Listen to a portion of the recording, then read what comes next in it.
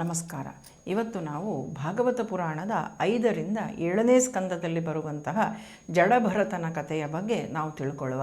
ಈ ಕಥೆ ಕೇವಲ ಆಧ್ಯಾತ್ಮಿಕ ಕಥೆ ಮಾತ್ರ ಅಲ್ಲ, ಆಳವಾದಂಥ ಆಧ್ಯಾತ್ಮಿಕ ಕಥೆ ಹೌದು, ಆಧ್ಯಾತ್ಮಿಕ ರಹಸ್ಯಗಳನ್ನು ಕೂಡ ಒಳಗೊಂಡಿರುವಂತಹ ಕಥೆ ಹೌದು. ಆದರೆ ಈ ಕಥೆ ನಮಗೆ ಬಹಳ ಜೀವನದ ಪಾಠಗಳನ್ನು ಕಲಿಸ್ತದೆ. ನಮಗೆ ಯಾವ ರೀತಿಯಾಗಿ ನಾವು ಜೀವನ ಮಾಡಬೇಕು, ಯಾರನ್ನು ಎಷ್ಟು ಹಚ್ಚಿಕೊಳ್ಳಬೇಕು, ಯಾವುದನ್ನು ಹಚ್ಚಿಕೊಳ್ಳಬೇಕು, ಯಾವುದು ನಮ್ಮ ಈ ಜನ್ಮದಲ್ಲಿ ಅತ್ಯಂತ ಮುಖ್ಯ, ಯಾವುದನ್ನು ಕಡೆಗಣಿಸಬೇಕು, ಯಾವುದಕ್ಕೆ ಹೆಚ್ಚಿನ ಮಹತ್ವವನ್ನು ಕೊಡಬೇಕು, ಇದೆಲ್ಲವನ್ನು ಕೂಡ ಈ ಕಥೆಯ ಮುಖಾಂತರ ನಾವು ತಿಳ್ಕೊಳ್ಬೋದು.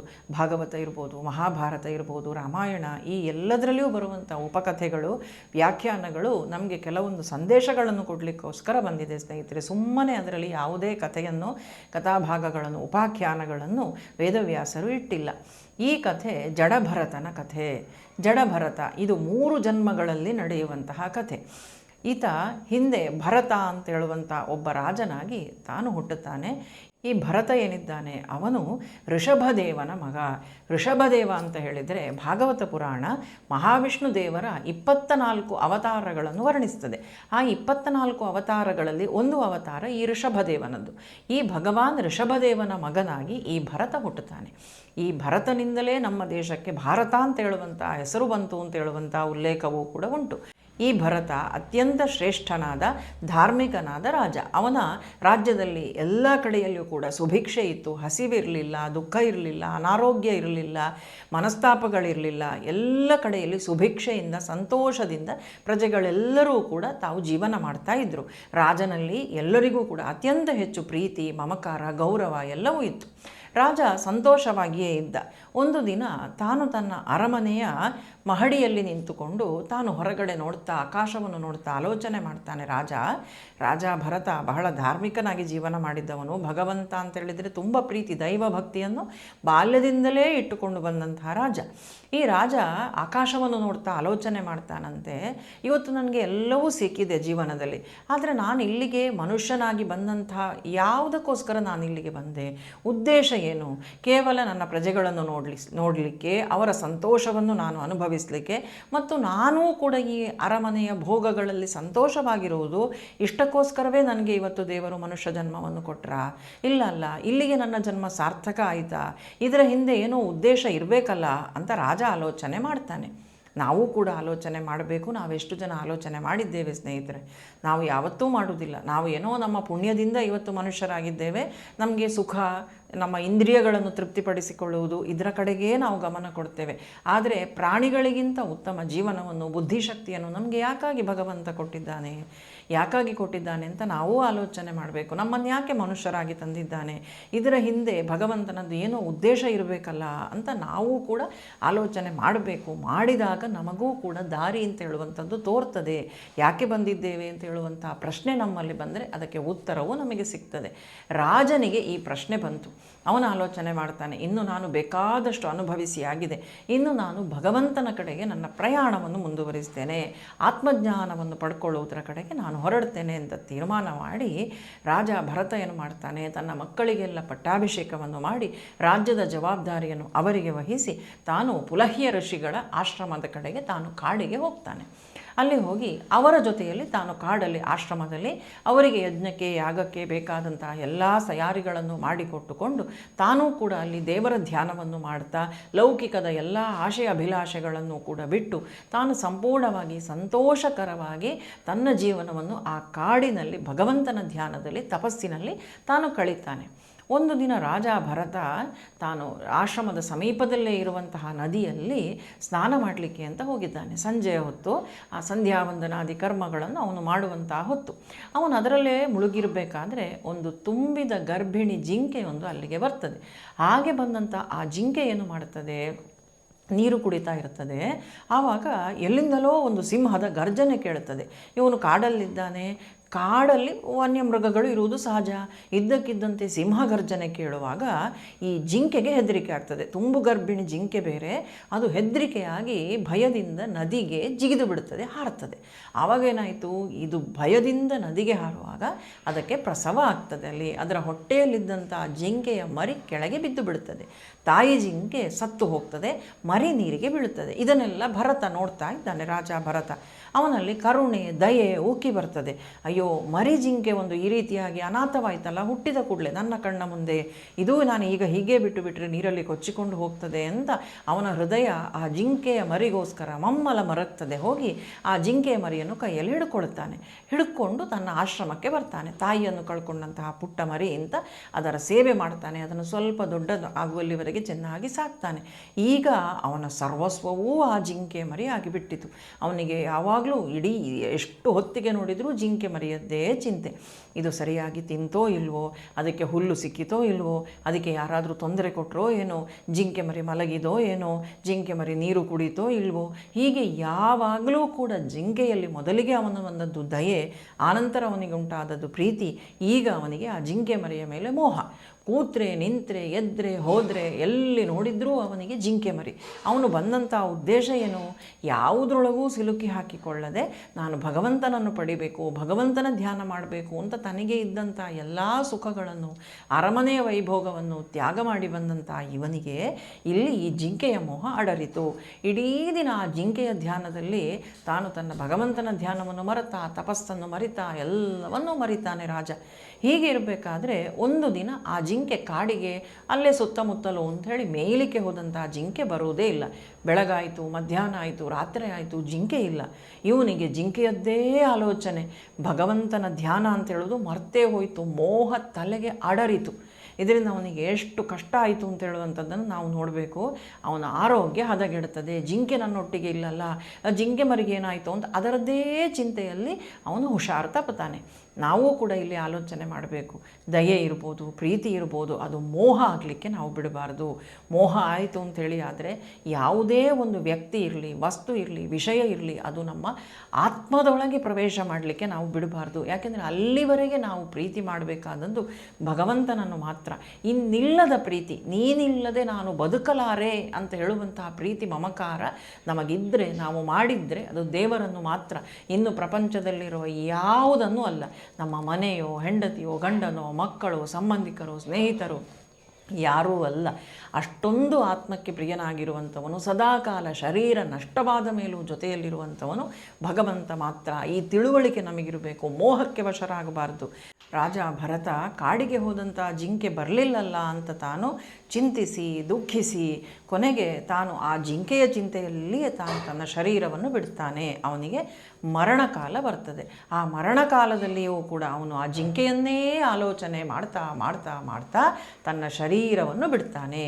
ಸಾಯುವ ಸಮಯದಲ್ಲಿ ಅವನು ಚಿಂತೆ ಮಾಡಬೇಕು ಅಂತ ಬಂದದ್ದು ದೇವರನ್ನು, ಆದರೆ ಇಲ್ಲಿ ಚಿಂತೆ ಮಾಡ್ತಾ ಮಾಡ್ತಾ ಮಾಡ್ತಾ ಶರೀರವನ್ನು ಬಿಟ್ಟದ್ದು ಜಿಂಕೆಯ ಚಿಂತೆಯಿಂದ. ಹಾಗಾಗಿ ಭಗವದ್ಗೀತೆಯಲ್ಲಿ ಹೇಳ್ತಾರೆ, ಯಂ ಯಂ ವಾಪಿ ಸ್ಮರನ್ ಭಾವಂ ತ್ಯಜತ್ಯಂತೆ ಕಲೇವರಂ ತಂ ತಮೇವೈತಿ ಕೌಂತೆಯ ಸದಾ ತದ್ಭಾವ ಭಾವಿತಃ ಅಂತ. ಅಂದರೆ ಅಂತ್ಯಕಾಲದಲ್ಲಿ ಯಾವುದನ್ನು ನೆನೆಸ್ತಾ ನೆನೆಸ್ತಾ ನೆನೆಸ್ತಾ ನಾವು ಶರೀರವನ್ನು ಬಿಡ್ತೇವೋ ಅದೇ ಆಗಿ ನಾವು ಇನ್ನೊಂದು ಜನ್ಮದಲ್ಲಿ ಹುಟ್ಟಿ ಬರ್ತೇವೆ ಅಂತ. ಇವನಿಗಿದ್ದಂತಹ ಆ ಒಂದು ದಯೆ, ಕರುಣೆ ಅದು ಮೋಹವಾಗಿ ಪರಿವರ್ತನೆಯಾಗಿ ಅದು ಆತ್ಮಜ್ಞಾನಕ್ಕೆ ಅವನಿಗೆ ತೊಂದರೆಯನ್ನು ತಂದು ಕೊಟ್ಟಿತು. ನಮಗೂ ಅಷ್ಟೇ ಸ್ನೇಹಿತರೆ, ಇವತ್ತು ನಮಗೆ ಅನೇಕರಿಗೆ ಅನೇಕ ವಸ್ತುಗಳ ಮೇಲೆ ಮೋಹ. ಕೆಲವರಿಗೆ ಮೊಬೈಲ್ನ ಮೇಲೆ ಮೋಹ, ಕೆಲವರಿಗೆ ಮಕ್ಕಳ ಮೇಲೆ ಮೋಹ, ಕೆಲವರಿಗೆ ಹಣದ ಮೇಲೆ ಮೋಹ, ಕೆಲವರಿಗೆ ತನ್ನ ಸುತ್ತಮುತ್ತಲಿರುವಂತಹ ವ್ಯಕ್ತಿಗಳ ಮೇಲೆ ಮೋಹ. ಹೀಗೆ ಮೋಹಕ್ಕೆ ವಶರಾಗಿ ನಾವಿರ್ತೇವೆ. ಆದರೆ ಈ ಮೋಹ ಎಲ್ಲಿ ನನ್ನನ್ನು ಬಿಟ್ಟು ಹೋಗ್ತದೋ, ಎಲ್ಲಿ ನನಗೆ ದಕ್ಕುವುದಿಲ್ವೋ, ಎಲ್ಲಿ ನನಗೆ ಸಿಕ್ಕುವುದಿಲ್ವೋ, ಎಲ್ಲಿ ನಾನು ಹೇಳಿದ ಹಾಗೆ ಕೇಳುವುದಿಲ್ವೋ, ಎಲ್ಲಿ ನನಗೆ ಇವರಿಂದ ದುಃಖ ಬರ್ತದೋ, ಎಲ್ಲಿ ನನ್ನನ್ನು ಬಿಟ್ಟು ಹೋಗಿ ನನಗೆ ಕಷ್ಟ ಆಗ್ತದೋ, ಈ ರೀತಿ ಸದಾಕಾಲ ಇದೇ ಆಲೋಚನೆಯಲ್ಲಿ ಇದ್ದು ಇದ್ದು ಇದ್ದು ನಮ್ಮ ಆತ್ಮ ಆತ್ಮಜ್ಞಾನದ ಹಾದಿಯನ್ನು ನಾವೇ ದೂರ ಮಾಡಿಕೊಂಡಿರ್ತೇವೆ. ಹಾಗಾಗಿ ಇದು ಪುರಾಣಗಳಲ್ಲಿ ಈ ರೀತಿ ಮಾಡಿಕೊಂಡವರು ಅನೇಕ ಉದಾಹರಣೆಗಳು ನಮಗುಂಟು. ದ್ರೋಣರೂ ಮಾಡಿದ್ದು ಇದೆ. ತನ್ನ ಮಗನ ಮೋಹದಿಂದಾಗಿ ನೋಡಿ ಹೋಗಿ ದುಷ್ಟರ ಜೊತೆಯಲ್ಲಿ ತಾವು ಸೇರ್ಕೊಳ್ಬೇಕಾಯ್ತು ದ್ರೋಣಾಚಾರ್ಯರು. ಧೃತರಾಷ್ಟ್ರನೂ ತನ್ನ ಮಗನ ಮೇಲೆ ಇದ್ದ ಪ್ರೀತಿ ಅಲ್ಲ, ಅದು ಮೋಹ. ಆ ಮೋಹದಿಂದ ಏನು ಮಾಡಿದ, ಮಗನ ಕೆಟ್ಟ ಕೃತ್ಯಗಳಿಗೆಲ್ಲ ತಾನು ಸಾಥು ಕೊಟ್ಟ. ಇದರಿಂದ ಮಕ್ಕಳ ನಾಶವೇ ಆಗಿ ಹೋಯಿತು ಕೊನೆಗೆ. ಹಾಗಾಗಿ ನಾವು ಜಾಗ್ರತೆ ವಹಿಸಬೇಕು, ನಾವು ಪ್ರೀತಿಯಲ್ಲಿದ್ದೇವೋ ಅಥವಾ ಮೋಹದ ಕಡೆಗೆ ಜಾರ್ತಿದ್ದೇವೋ ಅಂತ. ಮೋಹ ಅಂತ ಗೊತ್ತಾದ ಕೂಡಲೇ ಆ ಮೋಹದಿಂದ ಹೊರಬರುವ ಪ್ರಯತ್ನವನ್ನು ನಾವು ಮಾಡಬೇಕು. ಯಾಕೆಂದ್ರೆ ಈ ಹೃದಯದೊಳಗೆ ಅಷ್ಟೊಂದು ಆತ್ಮೀಯವಾಗಿ ನಾವು ಇರಿಸಿಕೊಳ್ಳುವಂಥದ್ದು ಭಗವಂತನನ್ನು ಹೊರತು ಇನ್ಯಾರಿಗೂ ಅಲ್ಲಿ ಪ್ರವೇಶ ಇಲ್ಲ. ಎಲ್ಲ ಇರ್ತದೆ, ಆದರೆ ನಮ್ಮ ಶಾಶ್ವತವಾದಂತಹ ಸಂಗಾತಿ ಅದು ಅವನು ಒಬ್ಬನೇ ಅಂತ ಹೇಳುವಂತಹ ಸತ್ಯ ನಮಗೆ ತಿಳಿದಿರಬೇಕು. ಇಲ್ಲಿ ಈ ರಾಜ ಭರತ ಏನು ಮಾಡ್ತಾನೆ, ಜಿಂಕೆಯ ಮೋಹಕ್ಕೆ ವಶನಾಗಿ ಜಿಂಕೆಯನ್ನೇ ನೆನೆಸಿ ನೆನೆಸಿ ಸತ್ತದ್ರಿಂದ ಮತ್ತೊಂದು ಜನ್ಮದಲ್ಲಿ ಅವನು ಜಿಂಕೆಯಾಗಿಯೇ ಹುಟ್ಟುತ್ತಾನೆ. ಹೀಗೆ ಜಿಂಕೆಯಾಗಿ ಹುಟ್ಟಿದಂತಹ ರಾಜನಿಗೆ ಹಿಂದಿನ ಜನ್ಮದ ಜ್ಞಾನ ಇತ್ತು. ಯಾಕೆ ಸ್ವಲ್ಪ ಕಾಲ ಅವನು ಆತ್ಮಜ್ಞಾನದ ಕಡೆಗೆ ಹೋಗಿದ್ದ. ಆ ಜಿಂಕೆ ಸಿಗುವುದಕ್ಕಿಂತಲೂ ಮೊದಲು ಸಾಧನೆಯ ಮಾರ್ಗದಲ್ಲಿದ್ದ, ಧರ್ಮಾತ್ಮನಾಗಿದ್ದ. ಹಾಗಾಗಿ ಅವನಿಗೆ ಹಿಂದಿನ ಜನ್ಮದ ಜ್ಞಾನ ಇತ್ತು. ನಾನು ಯಾಕೆ ಇಲ್ಲಿ ಈ ರೀತಿ ಜಿಂಕೆಯಾಗಿ ಹುಟ್ಟಬೇಕಾಯಿತು ಅಂತ ಅವನಿಗೆ ಗೊತ್ತಾಯಿತು. ಆ ಜಿಂಕೆ ಕಾಡಿನಲ್ಲಿ ತಿರುಗಲಿಲ್ಲ, ಇತರ ಜಿಂಕೆಗಳ ಜೊತೆಯಲ್ಲಿ ಸೇರಲಿಲ್ಲ, ಆಹಾರವನ್ನು ಹುಡುಕಿಕೊಂಡು ದಿನ ದಿನ ಮೇಯಲಿಕ್ಕೆ ಹೋಗಲಿಲ್ಲ. ಆ ಜಿಂಕೆ ಏನು ಮಾಡ್ತದೆ, ಋಷಿಗಳ ಆಶ್ರಮದ ಸುತ್ತಲೂ, ಜ್ಞಾನಿಗಳ ಇರುವಂತಹ ಪರಿಸರದ ಸುತ್ತಲೂ ಹೀಗೇ ತಾನಿದ್ದುಕೊಂಡು ಆ ಜನ್ಮದಲ್ಲಿಯೂ ಕೂಡ ತಾನು ಹಿಂದೆ ಮಾಡಿದಂತಹ ತಪ್ಪನ್ನು ನೆನೆಸ್ತಾ ಇನ್ನು ಮುಂದೆ ಹಾಗಾಗಬಾರದು ಅಂತ ತಾನು ಭಗವಂತನನ್ನೇ ಚಿಂತಿಸ್ತಾ ಆ ಜಿಂಕೆ ಋಷಿಗಳ ಸತ್ಸಂಗದಲ್ಲಿ ತಾನಿರ್ತದೆ ಆ ಜಿಂಕೆ. ಹೀಗೆ ಆ ಜಿಂಕೆಯ ಜನ್ಮವನ್ನು ಆ ಭರತ ತಾನು ಕಳೀತಾನೆ. ನಾವು ಇದರಿಂದೆಲ್ಲದರಿಂದಲೂ ಕೂಡ ನಾವು ತಿಳ್ಕೊಳ್ಳುವಂಥದ್ದುಂಟು ಸ್ನೇಹಿತರೆ. ಏನು ಅಂತ ಹೇಳಿದ್ರೆ, ನಾವು ಸದಾ ಕಾಲ ಯಾವುದನ್ನು ನಾವು ನೆನೆಸ್ತೇವೆ ನೋಡಿ, ಆ ಕಡೆಗೆ ನಮ್ಮ ಪ್ರಯಾಣ ಅಂತ ಹೇಳುವಂಥದ್ದು ಇರ್ತದೆ. ಈ ಯೂನಿವರ್ಸ್ ನಮಗೆ ಅದನ್ನು ತಂದು ಕೊಡ್ಲಿಕ್ಕೆ ನೋಡುತ್ತದೆ. ನಮಗೆ ಆ ಕಡೆಗೆ ನಮ್ಮನ್ನು ಕೊಂಡೋಗುವಲ್ಲಿ ಇಡೀ ಪ್ರಕೃತಿ ಸಹಾಯ ಮಾಡುತ್ತದೆ. ಈ ಜಿಂಕೆಗೂ ಹಾಗೆ ಇತ್ತು. ನಾನು ಒಳ್ಳೇದಾಗಬೇಕು, ನಾನು ಭಗವಂತನ ಕಡೆಗೆ ಹೋಗಬೇಕು, ಈ ಮೋಹದಿಂದ ನಾನು ಬಿಡಿಸಿಕೊಳ್ಳಬೇಕು ಅಂತ ಆ ಜಿಂಕೆ ಚಿಂತನೆ ಮಾಡ್ತಾ ಇತ್ತಲ್ಲ. ಜಿಂಕೆಯ ಶರೀರ ನಾಶ ಆದ ಮೇಲೆ ಮತ್ತೊಮ್ಮೆ ಆ ಜನ್ಮ ಸಿಗ್ತದೆ. ಯಾವ ಜನ್ಮ ಅಂದ್ರೆ ಈ ಬಾರಿ ಬ್ರಾಹ್ಮಣನ ಮನೆಯಲ್ಲಿ ಹುಟ್ಟಿ ಬರ್ತಾನೆ. ಈ ರಾಜ ಭರತನಾಗಿದ್ದಂತಹ ರಾಜ ಆ ನಂತರ ಜಿಂಕೆಯ ಮೋಹಕ್ಕೆ ಬಿದ್ದು ಜಿಂಕೆಯಾಗಿ ಬಂದಂಥವನು ಆ ನಂತರ ಮತ್ತೆ ಬ್ರಾಹ್ಮಣ ಜನ್ಮ ಅವನಿಗೆ ಬರ್ತದೆ. ಆದರೆ ಈ ಬಾರಿಯೂ ಕೂಡ ಅವನಿಗೆ ಅವನ ಹಿಂದಿನ 2 ಜನ್ಮದ ನೆನಪಿರ್ತದೆ. ಹೇಗೆ ನಾನು ಮೋಹಕ್ಕೆ ಬಿದ್ದು ಆನಂತರ ಜಿಂಕೆಯಾಗಿ ಈಗ ಈ ಜನ್ಮ ಬಂದಿದೆ ಅಂತ ಹೇಳುವಂಥದ್ದು ಅವನಿಗೆ ಬರ್ತದೆ. ಈ ಜನ್ಮದಲ್ಲಿಯೂ ಕೂಡ ಅವನ ಹೆಸರು ಭರತ ಅಂತ. ಆದರೆ ಅವನಿಗೆ ಆತ್ಮಜ್ಞಾನದ ಅರಿವಿರುವುದರಿಂದ ಅವನೇನು ಮಾಡ್ತಾನೆ ಅಂದ್ರೆ, ಈ ಜನ್ಮದಲ್ಲಿ ಯಾರ ಹತ್ರವೂ ಅವನು ಮಾತಾಡುವುದಿಲ್ಲ. ಯಾಕೆಂದ್ರೆ ಎಲ್ಲಿ ನನಗೆ ಯಾರ ಮೇಲೆ ಮೋಹ ಉಂಟಾಗುತ್ತದೋ, ಎಲ್ಲಿ ಯಾವ ಮಾತುಗಳಿಗೆ ನಾನು ಸಿಕ್ಕಿ ಬೀಳ್ತೇನೋ, ಎಲ್ಲಿ ಯಾರಿಗೆ ನನ್ನಿಂದ ತೊಂದರೆ ಆಗ್ತದೋ ಅಥವಾ ನನಗೆ ಯಾರಿಂದ ತೊಂದರೆ ಆಗ್ತದೋ, ದೇವರಕ್ಕಿಂತ ಹೆಚ್ಚು ನನ್ನ ಮನಸ್ಸೊಳಗೆ ನಾನು ಯಾರನ್ನು ಕೊಂಡೋದೇನೋ, ಈ ರೀತಿ ಎಲ್ಲ ಭಾವನೆಗಳು ಅವನಲ್ಲಿ ಉದ್ಭವಿಸಿ ಅವನು ಮಾತಾಡುವುದನ್ನೇ ಬಿಟ್ಟ. ಯಾರು ಏನೇ ಹೇಳಿದ್ರು ಯಾವುದರ ಕಡೆಗೂ ಅವನು ಗಮನ ಕೊಡುವುದಿಲ್ಲ. ಅವನ ತಂದೆ ಅವನಿಗೆ ಉಪನಯನ ಮಾಡ್ತಾರೆ, ಸಂಸ್ಕಾರಗಳನ್ನು ಮಾಡಿಸ್ತಾರೆ, ಎಲ್ಲವನ್ನೂ ಮಾಡಿಸಿಕೊಳ್ತಾನೆ. ಆದರೆ ಅವನು ಯಾರಲ್ಲಿಯೂ ಮಾತಾಡುವುದಿಲ್ಲ. ಅವನಷ್ಟಕ್ಕೆ ಇದರಿಂದ ಅವನನ್ನು ಜಡಭರತ ಅಂತ ಕರೀತಾರೆ. ನೋಡ್ಲಿಕ್ಕೆ ಅತ್ಯಂತ ಸುಂದರನಾಗಿರ್ತಾನೆ, ಆದರೆ ಅವನು ಜಡವಾಗಿರುವುದರಿಂದ ಅವನನ್ನು ಜಡಭರತ ಅಂತ ಕರೀಲಿಕ್ಕೆ ಪ್ರಾರಂಭ ಮಾಡಿದ್ರು. ಈ ಜಡಭರತ ಬೆಳೀತಾ ಬೆಳೀತಾ ಯೌವನ ಪ್ರಾಯಕ್ಕೆ ಬರ್ತಾನೆ. ಆದರೆ ತಾನು ಒಳಗಡೆ ಭಗವಂತನನ್ನೇ ಚಿಂತಿಸ್ತಾ ಜ್ಞಾನಿಯಾಗಿರ್ತಾನೆ. ಅವನು ಹೊರಗಡೆ ಅವನನ್ನು ನೋಡುವಾಗ ಇವನೇನು ಈ ರೀತಿ ಜಡವಾಗಿ ಬದುಕುತ್ತಾ ಇದ್ದಾನೆ ಅಂತ ಅವನಿಗೆ ಎಲ್ಲರೂ ಆಡಿಕೊಳ್ತಾರೆ. ಕೊನೆಗೆ ಅವನ ತಂದೆ ತಾಯಿ ತೀರಿ ಹೋಗ್ತಾರೆ. ಆಗ ಅಣ್ಣ ತಮ್ಮಂದರು ಇವನನ್ನು ಮುದ್ದಿಸುವುದಿಲ್ಲ, ಪ್ರೀತಿಸುವುದಿಲ್ಲ, ಅವನನ್ನು ಕಡೆಗಣಿಸ್ತಾರೆ. ಮನೆಯಲ್ಲಿ ಅವನಿಗೆ ಒಳ್ಳೆ ಬಟ್ಟೆಗಳನ್ನು ಕೊಡುವುದಿಲ್ಲ, ಹೊಟ್ಟೆ ತುಂಬಾ ಅನ್ನ ಕೊಡುವುದಿಲ್ಲ, ಹಳಸಿದ ಆಹಾರವನ್ನು ಕೊಡ್ತಾರೆ.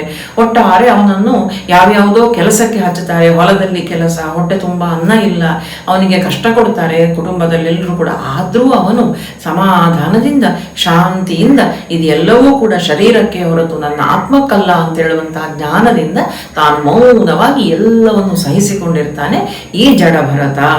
ನಾವು ಕೂಡ ಇಲ್ಲಿ ನೋಡಬೇಕು, ನಾವು ಯಾರನ್ನೇ ಆದರೂ ನೋಡುವಾಗ ಅವರ ಹೊರಗಿನ ವೇಷವನ್ನು ನೋಡಿ, ಅವರ ರೂಪವನ್ನು ನೋಡಿ, ಅವರ ವರ್ತನೆಯನ್ನು ನೋಡಿ ಅವರಿಗೆ ನಾವೇ ಬೆಲೆ ಕಟ್ಟಿ ಬಿಡ್ತೇವೆ. ಆದರೆ ವಾಸ್ತವವಾಗಿ ಹಾಗೆ ಇರುವುದಿಲ್ಲ. ಒಳಗಿನ ಸತ್ವ ಏನು ಅಂತ ಹೇಳುವಂಥದ್ದು ಹೊರಗಿನ ರೂಪದಿಂದ ನಮಗೆ ಗೊತ್ತಾಗುವುದಿಲ್ಲ. ಈ ರಾಜ ಜಡಭರತನ ಕಥೆಯಲ್ಲಿ ನಾವು ಇದನ್ನು ತಿಳ್ಕೊಳ್ಬೇಕು. ಅವನ ಆ ಒಳಗಿನ ಸತ್ವ ಎಂಥದ್ದು ಅಂತ ಹೇಳುವಂಥದ್ದು ಹೊರಗಿನ ವ್ಯಕ್ತಿಗಳಿಗೆ ಯಾರಿಗೂ ಗೊತ್ತಾಗ್ಲಿಲ್ಲ ನೋಡಿ. ಅಂತಹ ಜ್ಞಾನಿಯಾಗಿದ್ದ ಅವನು ಒಳಗೆ ಆಂತರ್ಯದಲ್ಲಿ. ಹೀಗೆ ದಿವಸ ಹೋಗ್ತದೆ. ಒಂದು ದಿವಸ ಜಡಭರತ ತಾನು ಹೀಗೆ ಎಲ್ಲಿಯೋ ತನ್ನ ಹೊಲದಲ್ಲಿ ಕೆಲಸ ಮಾಡ್ತಾ ಅಲ್ಲೇ ಆಯಾಸ ಆಯಿತು ಅಂತ ಕೂತ್ಕೊಂಡಿರ್ತಾನೆ. ಆ ಹೊತ್ತಿಗೆ ಯಾರೋ ಒಂದಷ್ಟು ಗುಂಪಿನವರು ಬರ್ತಾರೆ, ಕಾಡಿನ ಜನರು. ಅವರು ಬಲಿ ಕೊಡಬೇಕಾಗಿದ್ದಂತಹ ನರಬಲಿಯನ್ನು ಕೊಡಬೇಕಿತ್ತು ಅವರು ಕಾಳಿಗೆ. ಹಾಗೆ ಬಂದಾಗ ಅವರಿಗೆ ಆ ನರಬಲಿ ಕೊಡ್ತಿದ್ದಂತಹ ವ್ಯಕ್ತಿ ತಪ್ಪಿಸಿಕೊಂಡು ಹೋಗಿದ್ದಾನೆ. ಈಗ ಯಾರಾದ್ರೂ ಬೇಕು ಬಲಿ ಕೊಡ್ಲಿಕ್ಕೆ ಕಾಳಿಕಾದೇವಿಗೆ ಅಂತ ಹುಡುಕಿಕೊಂಡು ಬಂದವರಿಗೆ ಈ ಜಡಭರತ ಕಾಣುತ್ತಾನೆ. ಓ ಜಡಭರತ, ಇವನು ಬಹಳ ದಷ್ಟಪುಷ್ಟನಾಗಿದ್ದಾನೆ, ಇವನನ್ನೇ ಕೊಂಡು ಹೋಗ್ತೇವೆ ಅಂತ ಅವನನ್ನು ಕರ್ಕೊಂಡೋಗಿ ಅವನಿಗೆ ಸ್ನಾನ ಮಾಡಿಸಿ ಅವನಿಗೆ ಒಳ್ಳೆ ಬಟ್ಟೆ ಉಡಿಸಿ ಇನ್ನೇನು ಅವನನ್ನು ವಧಿಸಬೇಕು ಅಂತ ಆಗುವಾಗ ಕಾಳಿ ಪ್ರತ್ಯಕ್ಷಳಾಗ್ತಾಳಂತೆ. ಕಾಳಿ ಪ್ರತ್ಯಕ್ಷಳಾಗಿ ಅವನ ವಧೆಯನ್ನು ತಡಿತಾಳೆ. ಯಾಕೆಂತ ಹೇಳಿದ್ರೆ ನಮ್ಮನ್ನು ಹೊರಗಿನಿಂದ ನೋಡುವವರು ನಮ್ಮನ್ನು ಏನೂ ಹೇಳ್ಬೋದು, ಅವನು ಹಾಗೆ ಹೀಗೆ ದುಷ್ಟ ಕೆಟ್ಟವ ಲಂಪಟ ಏನು ಬೇಕಾದ್ರೂ ಹೇಳ್ಬೋದು. ಆದ್ರೆ ಭಗವಂತನಿಗೆ ಅದು ಗೊತ್ತುಂಟಲ್ಲ, ದೇವರಿಗೆ ಗೊತ್ತುಂಟಲ್ಲ, ಆಂತರ್ಯ ಎಂಥದ್ದು, ಅಂತಸತ್ವ ಎಂಥದ್ದು, ಅಂತರಂಗ ಎಂಥದ್ದು ಅಂತ ಹೇಳುವಂಥದ್ದು ದೇವರಿಗೆ ಗೊತ್ತಿರುತ್ತದೆ. ಹೊರಗಿನವರಿಗೆ ಕಾಣುವುದು ಈ ಹೊರಗಿನ ವೇಷಗಳು ಆಟೋಪಗಳು ಮಾತ್ರ. ಅಂದ್ರೆ ಒಂದು ವ್ಯಕ್ತಿಯ ಅಂತರಂಗವನ್ನು ಅರಿಯಲಿಕ್ಕೆ ಅದು ಭಗವಂತನಿಗೆ ಮಾತ್ರ ಸಾಧ್ಯ. ಕಾಳಿ ಬಂದುದನ್ನು ತಡೀತಾಳೆ. ಯಾಕೆಂದ್ರೆ ಇವನ ಸ್ವರೂಪ ಎಂಥದ್ದು, ಇವನ ಜ್ಞಾನ ಎಂಥದ್ದು ಅಂತ ಸಾಕ್ಷಾತ್ ಆ ಜಗನ್ಮಾತೆಗೆ ಗೊತ್ತಿತ್ತು. ಅಲ್ಲಿಂದ ನಂತರ ಇವನು ಆ ರೀತಿ ಆದ್ರೂ ಕೂಡ ಅವರಿಗೆ ಏನೂ ದೂರುವುದಿಲ್ಲ, ದೋಷಿಸುವುದಿಲ್ಲ. ತಾಯಿಯೇ ಪ್ರತ್ಯಕ್ಷಳಾದದ್ದಕ್ಕೆ ತನ್ನನ್ನು ತಾನು ದೊಡ್ಡ ಜನ ನಾನು ಅಂತ ತಾನು ಹೊಗಳಿಕೊಳ್ಳುವುದೂ ಇಲ್ಲ. ಎಲ್ಲವನ್ನು ಅಲ್ಲಿ ಬಿಟ್ಟು ನಿರ್ವಿಕಾರ ಭಾವದಿಂದ ಹೋಗ್ತಾನಂತೆ ಜಡಭರತ. ಇನ್ನೂ ಜಡಭರತನ ಕಥೆ ಇದೆ. ಇದು 5ರಿಂದ 7ನೇ ಸ್ಕಂದದವರೆಗೆ ಭಾಗವತ ಪುರಾಣದಲ್ಲಿ ಮುಂದುವರಿತದೆ ಸ್ನೇಹಿತರೆ. ಹೀಗೆ ಹೋಗ್ತಾ ಇರಬೇಕಾದ್ರೆ ಅವನಿಗೆ ರಾಜ ರಹುಗಣ ಅಂತ ಆ ದೇಶದ ರಾಜ, ಆ ರಹುಗಣ ರಾಜನನ್ನು ಒಂದು ಕಡೆಯಿಂದ ಇನ್ನೊಂದು ಕಡೆಗೆ ಪಲ್ಲಕ್ಕಿಯಲ್ಲಿ ಕರ್ಕೊಂಡು ಹೋಗ್ತಾ ಇರ್ತಾರೆ. ಇದ್ದಕ್ಕಿದ್ದ ಹಾಗೆ ಪಲ್ಲಕ್ಕಿ ಹೊರುವವನಲ್ಲಿ ಒಬ್ಬನು ಅಸ್ವಸ್ಥನಾಗ್ತಾನೆ, ಅವನಿಗೆ ಹುಷಾರಿಲ್ಲ. ಈಗ ಈ ಪಲ್ಲಕ್ಕಿಯನ್ನು ಎತ್ತಿಕೊಂಡು ಹೋಗ್ಬೇಕು, ಯಾರಿದ್ದಾರೆ ಅಂತ ನೋಡ್ಬೇಕಾದ್ರೆ ಈ ಜಡಭರತ ಕಣ್ಣಿಗೆ ಬೀಳ್ತಾನೆ. ಪಲ್ಲಕ್ಕಿ ಹೊರುವವರಿಗೆ ಜಡಭರತನನ್ನು ಕರೆದು ಹೇಳ್ತಾರೆ, ನೋಡಪ್ಪ ಈ ಪಲ್ಲಕ್ಕಿ ಹೊರಬೇಕು ನೀನು. ಆಯ್ತು, ಅವನು ಯಾರು ಯಾವ ಕೆಲಸ ಹೇಳಿದ್ರು ಬೇಡ ಅಂತ ಹೇಳುವುದಿಲ್ಲ, ಸರಿ ಇಂತ ತಲೆ ಅಲ್ಲಾಡಿಸ್ತಾನೆ. ಹಾಗೆಂತ ಯಾರಲ್ಲಿ ಮಾತು ಆಡೋದಿಲ್ಲ ಅವನು. ಆ ಪಲ್ಲಕ್ಕಿಯನ್ನು ಹೆಗಲ ಮೇಲೆ ಇಟ್ಟುಕೊಂಡು ಹೋಗ್ಬೇಕಾದ್ರೆ ಕಾಲ ಕೆಳಗೆಲ್ಲ ಇರುವೆಗಳು. ಈ ಇರುವೆಗಳೆಲ್ಲ ನನ್ನ ಕಾಲಡಿಗೆ ಬಿದ್ದು ಸಾಯುವುದು ಬೇಡ, ಅವುಗಳಿಗೂ ಒಂದು ಜೀವ ಉಂಟಲ್ಲ ಅಂತ ತಾನು ಆ ಇರುವೆಗಳ ಮೇಲೆಲ್ಲ ಕಾಲಿಡದ ಹಾಗೆ ದೂರ ದೂರ ದೂರ ದೂರ ಕಾಲಿಟ್ಟುಕೊಂಡು ನಡೀತಾ ಹೋಗ್ತಾನಂತೆ ಜಡಭರತ. ಆಗ ಏನಾಗ್ತದೆ, ಈ ಪಲ್ಲಕ್ಕಿ ಹೊರುವಂತ ಇತರ 3 ಜನರಿಗೂ ಇವನ ಚಲನೆಗೂ ಮ್ಯಾಚ್ ಆಗೋದಿಲ್ಲ. ಇವನು ನಿಧಾನ ನಡೀತಿದ್ದಾನೆ, ಅವರು ವೇಗ ನಡೀತಾ ಇದ್ದಾರೆ. ಒಳಗೆ ಕೂತಂತಹ ರಾಜ ಒಂದು ಬಾರಿ ಈಚೆ ಅವನು ಸ್ಥಿರವಾಗಿ ಕೂತ್ಕೊಳ್ಳಿಕ್ಕೆ ಆಗುದಿಲ್ಲ. ಆವಾಗ ರಾಜ ಹೇಳ್ತಾನೆ, ನಿಮ್ಗೆ ಏನಾಗಿದೆ, ಯಾಕೆ ಹೀಗೆ ನನ್ನನ್ನು ಅಲುಗಾಡಿಸ್ತಾ ಇದ್ದೀರಿ ಅಂತ. ಆಗ ಅವರು ಹೇಳ್ತಾರೆ, ಇದು ಇವನೊಬ್ಬ ಇದ್ದಾನೆ ಇಲ್ಲಿ ಹೊಸದಾಗಿ ಬಂದವನು, ವಿಚಿತ್ರವಾಗಿ ನಡೀತಿದ್ದಾನೆ, ನಮ್ಗೆ ಪಲ್ಲಕ್ಕಿ ಹಿಡ್ಕೊಂಡು ಹೋಗ್ಲಿಕ್ಕೆ ಆಗುದಿಲ್ಲ ಅಂತ. ಆವಾಗ ರಾಜ ಹೇಳ್ತಾನಂತೆ, ನೋಡ್ಲಿಕ್ಕೆ ಇಷ್ಟು ದಷ್ಟಪುಷ್ಟವಾಗಿದ್ದಿ, ತಿಂದು ಉಂಡು ಮೈಯನ್ನು ಹೀಗೆ ಬೆಳೆಸಿಕೊಂಡಿದ್ದಿ, ಒಂದು ಪಲ್ಲಕ್ಕಿ ಹೊರಲಿಕ್ಕೆ ಆಗುದಿಲ್ವಾ ನಿನಗೆ, ಅಷ್ಟು ತ್ರಾಣ ಇಲ್ವಾ ನಿನ್ನ ಶರೀರದಲ್ಲಿ ಅಂತ. ಆಗ ಜಡಭರತ ಮಾತಾಡ್ತಾ ಹೇಳ್ತಾನೆ, ನೀನು ದಢೂತಿ ದಾಂಡಿಗ, ಸಾಮರ್ಥ್ಯ ಇಲ್ವಾ ನಿನಗೆ ಅಂತ. ನೀನು ಯಾರನ್ನು ಕೇಳ್ತಾ ಇದ್ದಿ, ನನ್ನನ್ನು ಕೇಳ್ತಾ ಇದ್ದೀಯಾ ಅಥವಾ ನನ್ನ ಈ ಶರೀರವನ್ನು ಕೇಳ್ತಾ ಇದ್ದೀಯಾ ಅಥವಾ ನನ್ನ ಆತ್ಮವನ್ನು ಕೇಳ್ತಾ ಇದ್ದೀಯಾ ಅಂತ ಕೇಳ್ತಾನೆ. ಯಾರು? ಜಡಭರತ ಕೇಳುವಂಥದ್ದು, ನೀನು ಯಾರನ್ನು ಕುರಿತು ಉದ್ದೇಶಿಸಿ ಹೇಳ್ತೀ ಅಂತ. ನಾನು ಅಂತ ಹೇಳಿದರೆ ಏನು ಅಂತ ನೀನು ಭಾವಿಸಿದ್ದಿ? ಈ ಮಾತು ಕೇಳುವಾಗ ರಹುಗಣರಾಜನಿಗೆ ಆಶ್ಚರ್ಯ ಆಗ್ತದೆ. ರಹುಗಣನು ಕೂಡ ಜ್ಞಾನಿಯಾಗಿದ್ದ, ಅವನು ಕೂಡ ಆತ್ಮಜ್ಞಾನದ ವಿಚಾರದಲ್ಲಿ ತಿಳ್ಕೊಳ್ಬೇಕು ಅಂತ ಹೇಳಿ ಇಚ್ಛೆ ಉಳ್ಳವನಾಗಿದ್ದ. ಇವನು ಈ ಮಾತನ್ನು ಕೇಳುವಾಗ ಅವನಿಗೆ ಆಶ್ಚರ್ಯ ಆಗ್ತದೆ. ಪಲ್ಲಕ್ಕಿಯನ್ನು ಇಳಿಸಿ ತಾನು ಇಳಿದು ಬರ್ತಾನಂತೆ. ರಾಜ ರಹುಗಣ ಇಳಿದು ಬಂದು ಮಾತಾಡ್ತಾನೆ ಜಡಭರತನ ಹತ್ರ. ನೀನು ಹೇಳಿದಂತಹ ವಿಚಾರ ಏನುಂಟು, ಇದನ್ನೆಲ್ಲ ಕೇಳುವಾಗ ನೀನು ಸಾಮಾನ್ಯ ಅಂತ ನನಗೆ ಅನಿಸೋದಿಲ್ಲ, ನೀನು ಜ್ಞಾನಿಯೇ ಆಗಿದ್ದಿ. ಇದು ಏನು ಅಂತ ಹೇಳುವಂಥದ್ದನ್ನು ನನಗೆ ಇನ್ನಷ್ಟು ವಿವರವಾಗಿ ಹೇಳು, ನನಗೂ ಕೂಡ ಈ ವಿಚಾರವನ್ನು ತಿಳ್ಕೊಳ್ಬೇಕು ಅಂತ. ಆಗ ಜಡಭರತ ಅವನಿಗೆ ವಿವರವಾಗಿ ಆತ್ಮದ ಬಗ್ಗೆ ತಾನು ಹೇಳ್ತಾ ಹೋಗ್ತಾನಂತೆ. ನಾವು ನಮ್ಮ ಈ ಶರೀರ ಅಂತ ಅಂದ್ಕೊಳ್ಳುವಂಥ ಈ ಹೊರಗೆ ಏನು ಕಾಣ್ತಾ ಉಂಟಲ್ಲ, ಇದು ಕ್ಷಣಿಕವಾದದ್ದು. ಆತ್ಮ ಧರಿಸಿರುವಂತಹ ಅಂಗಿ ಮಾತ್ರ ಇದು. ಈ ಶರೀರಕ್ಕೆ ಈ ದಪ್ಪ ಇರ್ಬೋದು, ಸಣ್ಣಗಿರುವುದಿರ್ಬೋದು, ದಾರ್ಢ್ಯತನ ಇರ್ಬೋದು, ಬಣ್ಣಗಳಲ್ಲಿ ವ್ಯತ್ಯಾಸ ಇರ್ಬೋದು, ಕೆಲವರು ಬಿಳುಪಿರ್ಬೋದು, ಕೆಲವರು ಕಪ್ಪಿರ್ಬೋದು. ಇದೆಲ್ಲವೂ ಕೂಡ ಶರೀರದ ಲಕ್ಷಣಗಳೇ ಹೊರತು ಆತ್ಮಕ್ಕಲ್ಲ. ಆತ್ಮಕ್ಕೆ ಯಾವುದೇ ಬಣ್ಣ ಇಲ್ಲ, ಆತ್ಮ ಸಾಯುವುದೂ ಇಲ್ಲ. ಈ ಶರೀರ ನಾಶವಾದ ನಂತರ ಅದು ಇನ್ನೊಂದು ಶರೀರವನ್ನು ಹುಡುಕಿಕೊಂಡು ಹೋಗಿ ಅಲ್ಲಿ ಪ್ರವೇಶಿಸ್ತದೆ. ಹಾಗಾಗಿ ಈ ಶರೀರಕ್ಕೆ ನೀನು ಹೇಳುವಂಥ ಈ ಎಲ್ಲ ಗುಣಗಳು ಕೂಡ ಅನ್ವಯಿಸ್ತದೆ ಹೊರತು ಒಳಗಿರುವಂತಹ ಆತ್ಮಕ್ಕಲ್ಲ ಅಂತ ಹೇಳುತ್ತಾನೆ. ಇದರ ಮುಖಾಂತರ ನಾವು ಕಲಿತುಕೊಳ್ಬೇಕು. ನಾವೆಲ್ಲರೂ ಕೂಡ ಇವತ್ತು ನಮ್ಮನ್ನೆಲ್ಲ ಈ ಭಿನ್ನ ಭಿನ್ನವಾಗಿ ನಾವು ಕಾಣ್ತಾ ಇದ್ದೇವೆ. ನಾನು ಸಸ್ಯಾಹಾರಿ, ನೀನು ಮಾಂಸಾಹಾರಿ, ನಾನು ಗಂಡು, ನೀನು ಹೆಣ್ಣು, ನಾನು ಈ ಜಾತಿ, ನಾನು ಆ ಜಾತಿ, ನಾನು ಈ ರೀತಿಯಾದಂಥ ಬಣ್ಣ ಉಳ್ಳವನು, ನೀನು ಈ ರೀತಿ ಬಣ್ಣ, ಹೀಗೆ ನಾವು ಎಲ್ಲದಲ್ಲೂ ಭೇದ ಮಾಡ್ತಾ ಕೂತ್ಕೊಳ್ತೇವೆ. ಆದರೆ ಈ ಎಲ್ಲ ಭೇದಗಳ ಮಧ್ಯದಲ್ಲಿ ನಾವು ಆತ್ಮ ಅಂತ ಹೇಳುವಂಥದ್ದನ್ನು ನಾವು ಮರ್ತೇ ಹೋಗಿದ್ದೇವೆ. ಜಡಭರತ ಇದನ್ನು ನಮಗೆ ಸೂಚ್ಯವಾಗಿ ಇಲ್ಲಿ ಹೇಳುತ್ತಾನೆ. ಮಹಾಭಾರತದಲ್ಲಿ ಈ ಕಥೆಯ ಮುಖಾಂತರ ವೇದವ್ಯಾಸರು ನಮಗೆ ಹೇಳುತ್ತಾರೆ. ಹಾಗಾದರೆ ಈ ಜಡಭರತನ ಈ ಕಥೆಗಳ ಮುಖಾಂತರ ನಾವು ಏನು ತಿಳ್ಕೊಂಡೆವು? ಮೊದಲನೇ ಜನ್ಮದಲ್ಲಿ ಅವನೇನು ತಿಳ್ಕೊಂಡ ಅಂತ ಹೇಳಿದರೆ, ಎಷ್ಟೊಂದು ಸಂಪತ್ತಿದ್ರೂ ಐಶ್ವರ್ಯ ಇದ್ದರೂ ಕೂಡ ಆತ್ಮಜ್ಞಾನವನ್ನು ಪಡೀಲಿಲ್ಲ, ಭಗವಂತನ ಜ್ಞಾನವನ್ನು ಪಡೀಲಿಲ್ಲ ಅಂಥೇಳಿ. ಆದರೆ ಆ ಜನ್ಮ ವ್ಯರ್ಥ. ಹಾಗಾಗಿ ಭಗವಂತನ ಜ್ಞಾನದ ಕಡೆಗೆ ನಾನು ಹೋಗಬೇಕು ಅಂತ ಹೊರಟಂಥ ಅವನಿಗೆ ಆ ಮೋಹ ಆಡರಿತು, ಜಿಂಕೆಯ ಮೋಹ. ಅಂದರೆ ನಾವು ಕೂಡ ಯಾವುದಾದ್ರೊಂದು ದಯೆಯೋ ಪ್ರೀತಿಯೋ ಅಂತ ಹೋಗಿ ಭಗವಂತನನ್ನೇ ಮರೆತು ಹೋಗುವಂಥಷ್ಟರ ಮಟ್ಟಿಗೆ ನಾವು ಯಾವುದರ ಒಂದು ಬಲೆಯಲ್ಲಿ ನಾವು ಸಿಕ್ಕಿ ಹಾಕಿಕೊಳ್ಬಾರ್ದು. ನಮ್ಮ ಹೃದಯದೊಳಗೆ ಆತ್ಮದೊಳಗೆ ಪ್ರವೇಶ ಅಂತ ಹೇಳಿದರೆ ಅದು ಭಗವಂತನಿಗೆ ಮಾತ್ರ ಅಂತ ಹೇಳುವಂಥದ್ದು ಆ ಮೊದಲಿನ ಜನ್ಮದಲ್ಲಿ. ಜೊತೆಗೆ ಅಂತ್ಯಕಾಲೇಚ ಮಾಮೇವ, ಸಾಯುವ ಸಮಯದಲ್ಲಿ ಯಾರನ್ನೂ ನೆನೆಸ್ತಾ ಯಾವುದನ್ನು ನೆನೆಸ್ತಾ ಶರೀರ ತ್ಯಾಗ ಮಾಡ್ತೇವೋ ಅದೇ ಆಗಿ ನಾವು ಮುಂದಿನ ಜನ್ಮದಲ್ಲಿ ಹುಟ್ಟುತ್ತೇವೆ. ನಮಗೆ ಭಗವಂತನ ಸಾಮೀಪ್ಯ ಬೇಕು ಅಂತ ಹೇಳಿ ಆದರೆ ಅವನನ್ನು ನೆನೆಸ್ತಾ ನಾವು ಪ್ರಾಣತ್ಯಾಗ ಮಾಡಬೇಕು. ಆದರೆ ಅವನನ್ನು ಕೊನೆ ಕ್ಷಣದಲ್ಲಿ ನೆನೆಸ್ತೇನೆ ಅಂತ ಹೇಳಿದರೆ ಅದು ನೆನಪಿಗೆ ಬರುವುದಿಲ್ಲ. ಇಡೀ ಜೀವಮಾನದ ಸಾಧನೆ ಅದಕ್ಕೆ ಅಗತ್ಯ ಇರ್ತದೆ. ಹಾಗಾಗಿ ಮೊದಲನೇ ಜನ್ಮ ಈ ಪಾಠವನ್ನು ನಮಗೆ ಕಲಿಸಿಕೊಡುತ್ತದೆ. ಎರಡನೆಯ ಜನ್ಮ ಜಿಂಕೆಯಾಗಿ ಹುಟ್ಟುವಾಗಲೂ ಅವನಿಗೆ ಹಿಂದಿನ ಜನ್ಮದ ನೆನಪಿದ್ರಿಂದಲೋ ಏನೋ ತಾನು ಆ ಜನ್ಮದಲ್ಲಿಯೂ ಕೂಡ ಲೌಕಿಕವಾದಂಥ ಇತರ ಜಿಂಕೆಗಳು ಮಾಡಿದ ಕೆಲಸವನ್ನು ಅವನು ಮಾಡುವುದಿಲ್ಲ. ಸತ್ಸಂಗದಲ್ಲಿ ಅವನು ಕಾಲ ಕಳೀತಾನೆ. ಹಾಗಾಗಿ ಈ ಜನ್ಮದಲ್ಲಿಯೂ ನಮಗೊಂದು ಪಾಠ ಉಂಟು. ಸತ್ಸಂಗ ಅಂತ ಹೇಳುವಂಥದ್ದು ಮುಂದೆ ಒಳ್ಳೆಯ ಜನ್ಮವನ್ನು ನಮಗೆ ತಂದು ಕೊಡ್ತದೆ. ಒಳ್ಳೆಯ ಜನರ ಸಹವಾಸದಲ್ಲಿ ನಮ್ಮನ್ನು ತಂದು ಹಾಕ್ತದೆ. ಸದ್ವಿಚಾರ ಸಚ್ಚಿಂತನೆಗಳು ಅಂತ ಮೂರನೇ ಬಾರಿ ಅವನು ಅವತಾರ ಮಾಡಿ ಬಂದಾಗ ಇದೇ ರಾಜ ತಾನಲ್ಲಿ ಎಷ್ಟೊಂದು ಇಂದ್ರಿಯ ನಿಗ್ರಹದಲ್ಲಿದ್ದ, ಆತ್ಮ ಸಂಯಮದಲ್ಲಿದ್ದ. ಯಾರು ಏನು ಅವನನ್ನು ನಿಂದಿಸಿದ್ರೂ ಕೂಡ ಅವನು ದುಃಖಿಸ್ತಿರಲಿಲ್ಲ. ಯಾಕೆ? ಇದೆಲ್ಲವೂ ಕೂಡ ನನ್ನ ಶರೀರಕ್ಕೆ ಹೊರತು ಒಳಗಿರುವಂಥ ಆತ್ಮ ಹೇಗುಂಟು ಅಂತ ಹೇಳುವಂಥದ್ದು ನನಗೆ ಗೊತ್ತಿರೋದು. ಇವರೆಲ್ಲ ನನ್ನ ಶರೀರಕ್ಕೆ ನೋವು ಮಾಡಿಯಾರು, ನನ್ನ ಮನಸ್ಸಿಗೆ ನೋವು ಮಾಡಿಯಾರು, ಆದರೆ ನನ್ನ ಆತ್ಮಕ್ಕೆ ಇದಕ್ಕೆ ನಾನು ಪ್ರಯತ್ನ ಪಡದೆ ಇದಕ್ಕೆ ಯಾರೂ ಏನೂ ಮಾಡಲಿಕ್ಕಾಗುವುದಿಲ್ಲ. ಆದ್ದರಿಂದ ಇದನ್ನು ಸ್ವಸ್ಥವಾಗಿಟ್ಟುಕೊಳ್ಳುವಂತಹ ಜವಾಬ್ದಾರಿ ನನ್ನದು. ಇವರನ್ನು ಯಾರನ್ನೂ ಮೆಚ್ಚಿಸುವ ಕಡೆಗೆ ನಾನು ಪ್ರಯತ್ನ ಮಾಡುವುದಿಲ್ಲ. ನಾನು ಒಳಗಿನಿಂದ ಆತ್ಮಾರಾಮನಾಗಿ ನನ್ನ ಆತ್ಮದಲ್ಲಿಯೇ ಭಗವಂತನನ್ನು ಕಾಣ್ತಾ ನಾನು ಸಂತೋಷವಾಗಿರಲಿಕ್ಕೆ ನಾನು ಪ್ರಯತ್ನ ಪಡ್ತೇನೆ ಅಂತ ಸ್ವತಃ ಕಾಳಿಯೇ ಎದ್ದು ಬಂದು ಆ ಡಕಾಯಿತರ ಆ ಕಳ್ಳರ ಕಾಡು ಜನರನ್ನು ಕೊಂದಾಗಲೂ ಕೂಡ ಅವನು ಯಾವುದೇ ರೀತಿಯಾದಂಥ ಉದ್ವೇಗಕ್ಕೆ ಒಳಪಡುವುದಿಲ್ಲ. ಸಮಾಧಾನ ಚಿತ್ತನಾಗಿ ಹೊಗಳಿಕೆಗೂ ತೆಗಳಿಕೆಗೂ ಯಾವುದಕ್ಕೂ ಕೂಡ ತನ್ನನ್ನು ತಾನು ತೆರೆದುಕೊಳ್ಳದೆ ಸ್ಥಿತಪ್ರಜ್ಞನಾಗಿರ್ತಾನೆ ಜಡಭರತ.